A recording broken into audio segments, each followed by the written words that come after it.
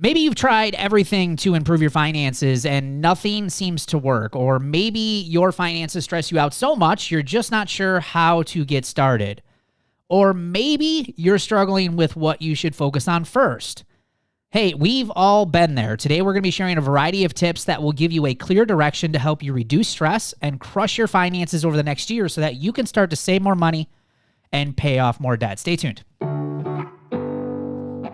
You're listening to the Debt Free Dad podcast with Brad Nelson. Brad and his co-hosts experience the anxiety of living paycheck to paycheck before learning the fundamentals of financial success. They are now on a mission to empower regular people to pay off their debt for good and enjoy happier, less stressful lives. Keep listening for inspirational interviews, tips, tricks, and practical advice to gain financial freedom. Hey guys, welcome to the show. Today, as I mentioned in the intro, we are going to be sharing some great suggestions today to help you reduce stress and end paycheck to paycheck living. But we also have got a free workshop to take this a step further. So for those of you who are going to be listening to this episode and you're like, hey, I really want to get started with this, we're going to be sharing some details about that here later in the show. So guys, it is a brand new year. So hey, first time back in 5th season of the Debt Free Dad podcast. You guys excited about that? Woohoo! that was like so impressive. No, that weak. Was not. We got Ryan, the reporter, with us tonight, who seems to have lost his boom stand for his microphone.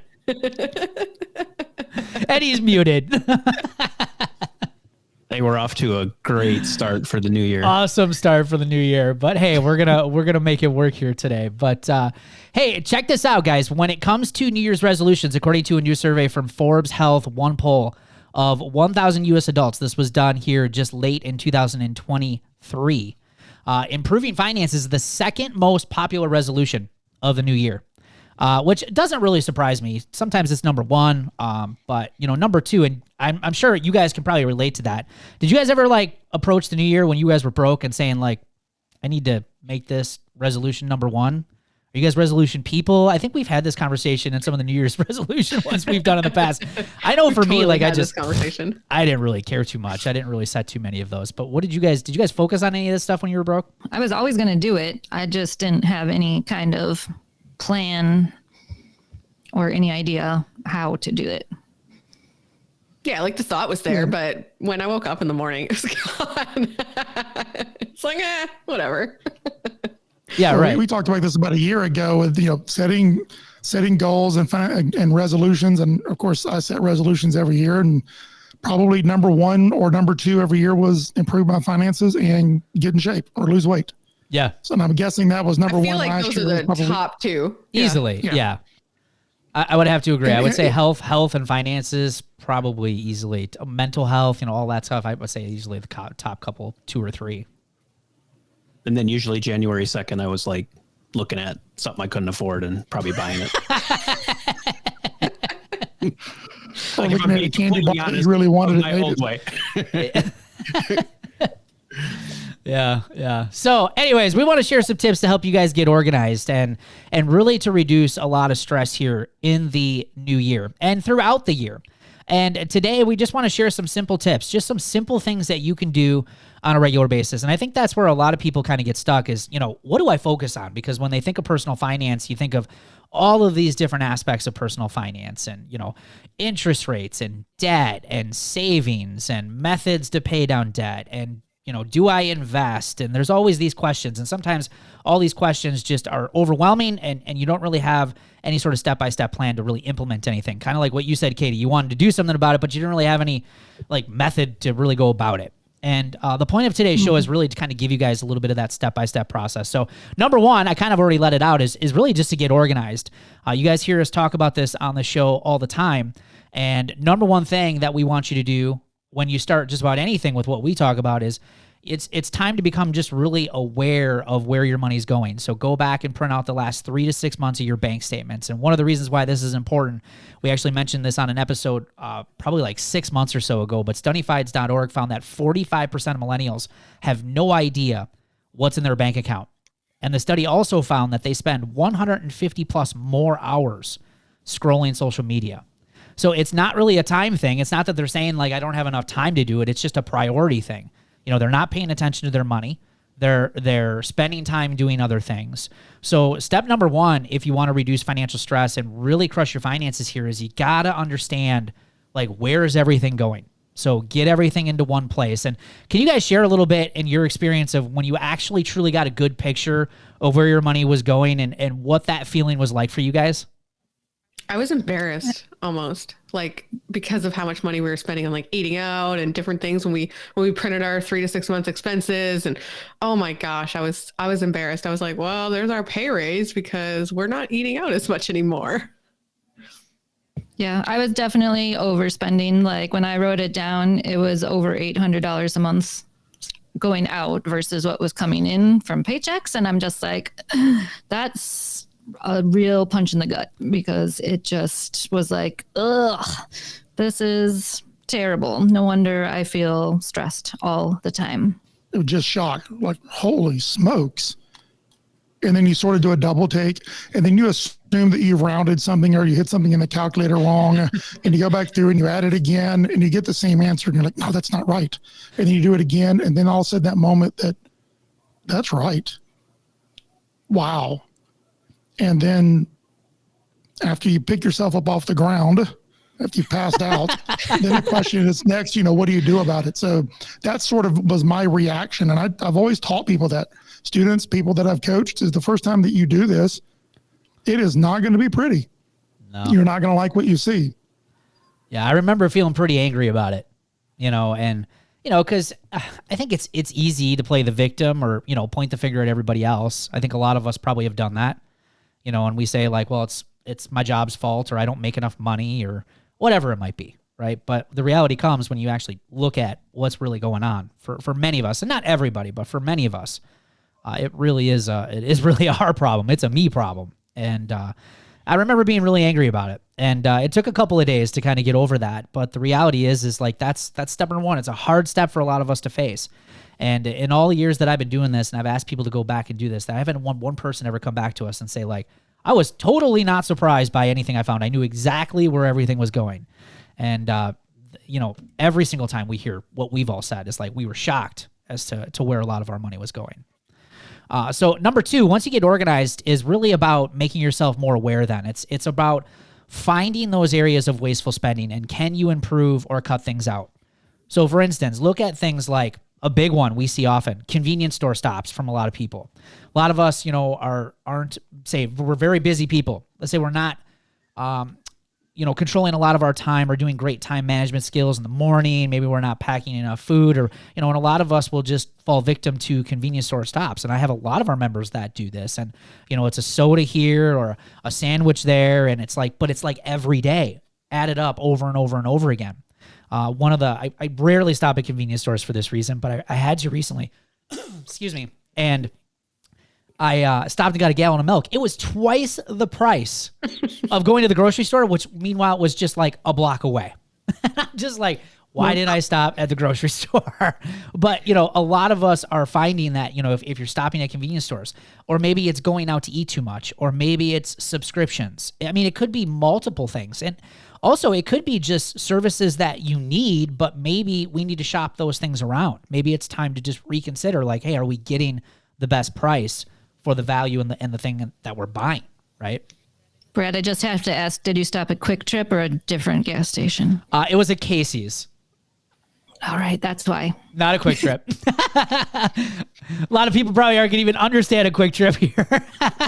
If you're from Wisconsin, you get it. Yes, if you're from Wisconsin, you get Quick Trip. But yeah, it was a Casey's. But yeah, that's one of the reasons why I cut that out. But many years ago when I was broke, convenience store shopping for me was just a normal thing. When you needed something, you just stopped and got it. But, it's just, you tell yourself like, oh, it's just a few dollars here, it's just a few dollars there. Well, all of those few dollars over time really add up to big amounts. So the other thing too is when it comes to shopping your services is asking yourself the question of, when you're looking at line by line where your money's going, ask yourself like, what are we going to keep? What can we look to reduce? What can we look to get rid of? And what can we look to shop around? All right. Those are the things that you want to ask yourself. Go through every single line item and ask yourself, based on what we want to achieve this year and how we want to feel about our finances at the end of 2024, how do we want to go through our expenses and see what of those things that we can get rid of, keep, shop around, or reduce? And the key thing there is sometimes you just get rid of a few things temporarily. I know we've talked about this a lot on this podcast, but we're not asking you to, or you shouldn't be asking yourself, it's probably a better way to put it. Don't ask yourself to give up everything forever. Sometimes you got to give up a few things temporarily, and you can always come back to them later on when you're in a better financial shape.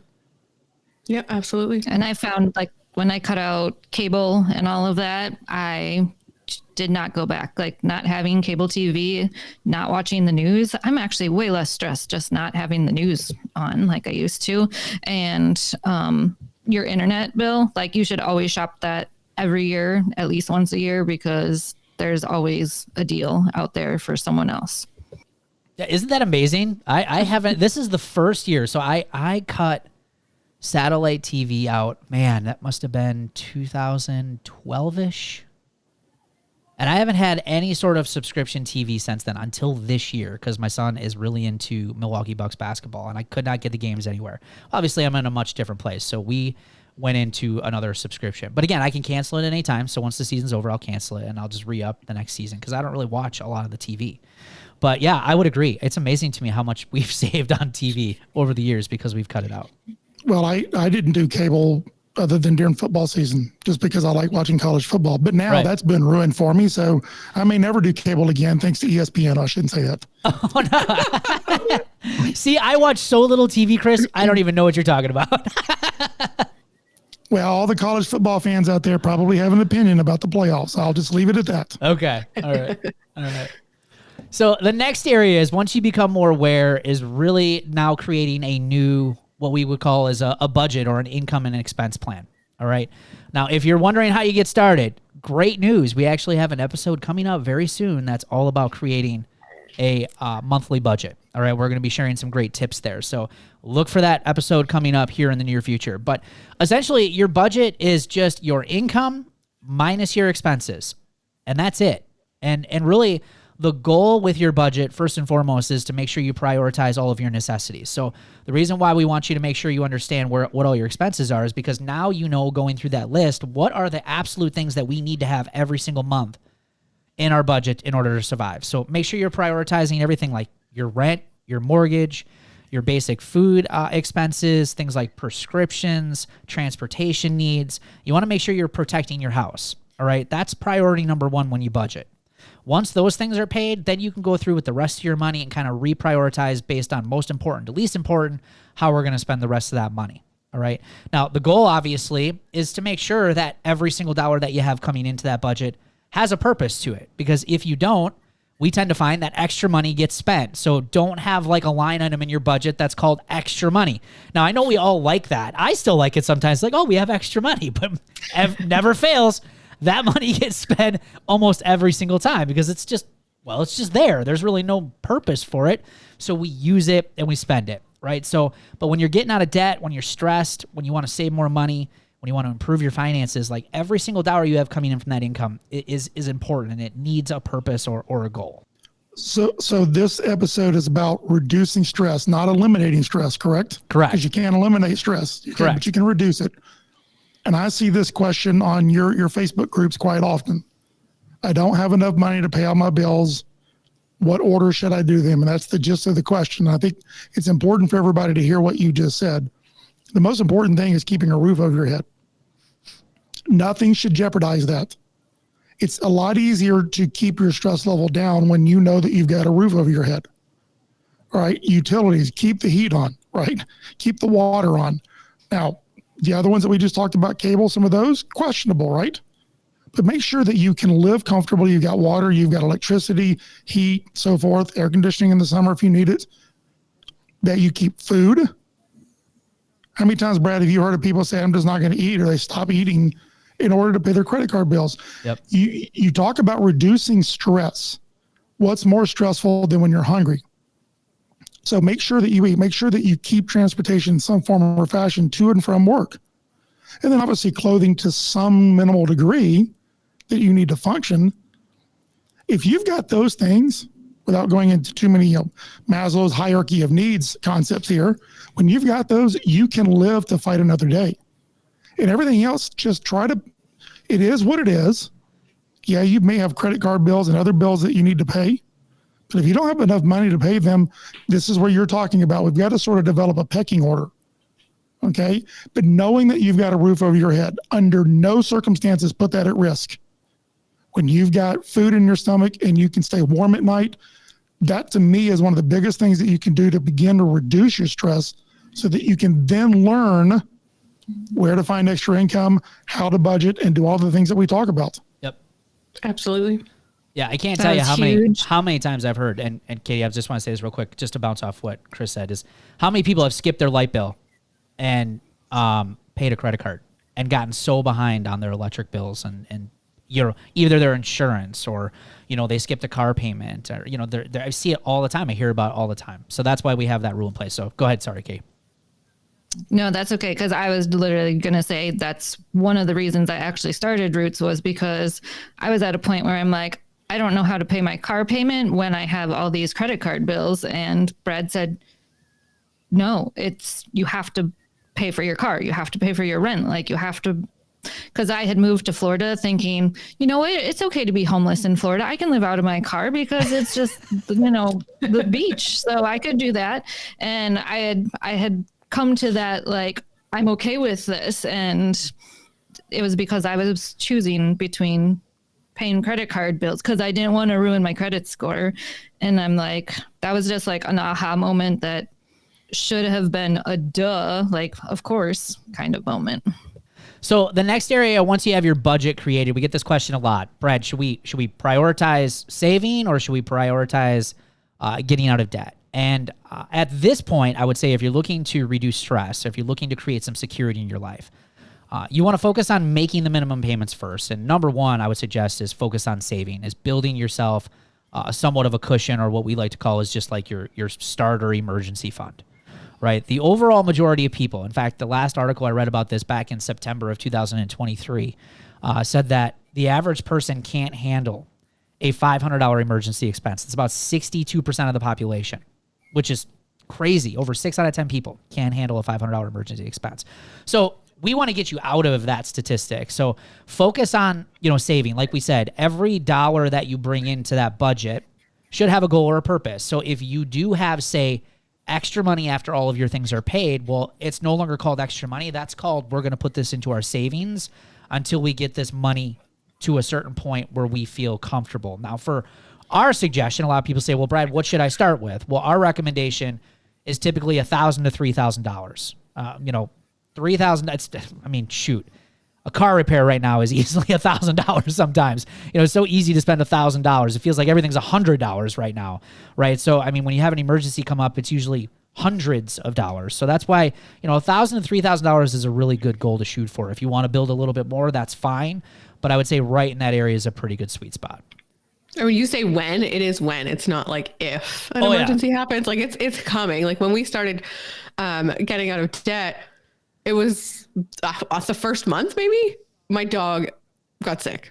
We had our emergency fund built really quick, and we had to use it right away because my dog got sick. And now I'm sitting here with my dog on the floor behind me, and he literally just hurt his leg an hour before I came on this podcast. So I'm like, just keeping an eye on him. He's been limping. Now I'm like, but I have an emergency fund. So it's the same dog. Is that Clyde? It's Clyde. Okay. And let's be real. That dog didn't get sick. That dog ate like what? Rat poison or mouse poison? Mouse poison? Well, it made him sick. Oh, Clyde. That's my Clyde.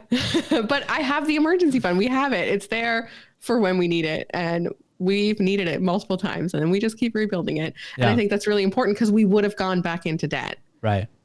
Now, Katie, to the audience out there, I'm sorry, real quick, Brad. Yeah. To the audience out there listening, what she just said is the key thing.